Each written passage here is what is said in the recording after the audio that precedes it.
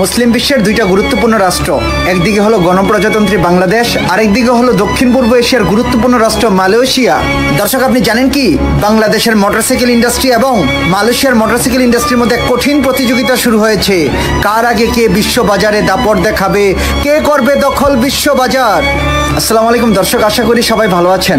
আজকে একটি গুরুত্বপূর্ণ প্রতিবেদন নিয়ে আপনাদের সামনে হাজির হলাম।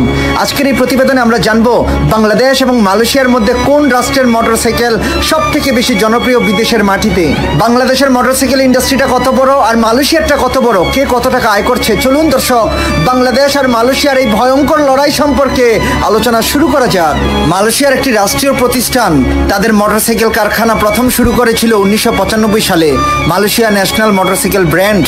তারপর ধীরে ধীরে বর্তমানে মালয়েশিয়ার ইন্ডাস্ট্রিটা বড় হচ্ছে। আপনি জানেন কি বর্তমানে মালয়েশিয়া নিজেদের মাটির চাহিদা মিটিয়ে বিশ্বের কয়েকটি রাষ্ট্রে বিপুল পরিমাণে মেড ইন মালয়েশিয়া মোটরসাইকেলগুলো রপ্তানি করছে।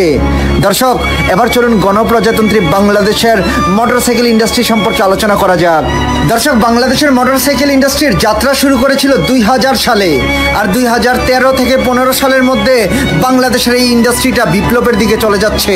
আর বর্তমানে বাংলাদেশের মোটরসাইকেল মেড ইন বাংলাদেশি মোটরসাইকেলগুলো বিশ্বের বহু দেশে বিপুল অর্থের বিনিময়ে রপ্তানি হচ্ছে।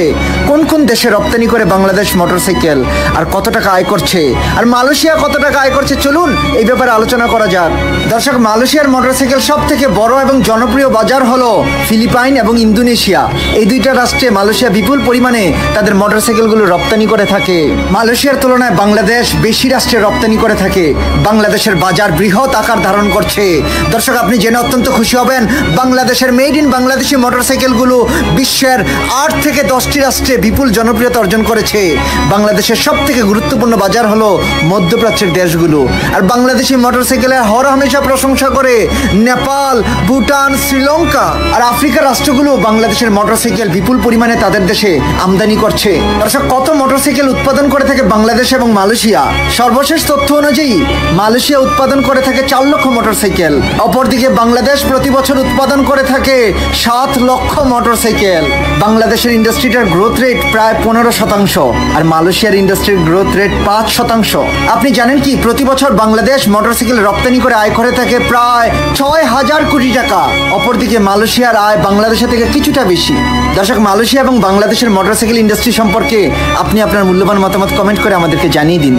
এরকম আরো ভালো ভিডিও নিয়মিত পেতে আমাদের চ্যানেলটি সাবস্ক্রাইব করুন এবং এই ভিডিওটি আপনাদের পছন্দের মানুষের সাথে শেয়ার করুন।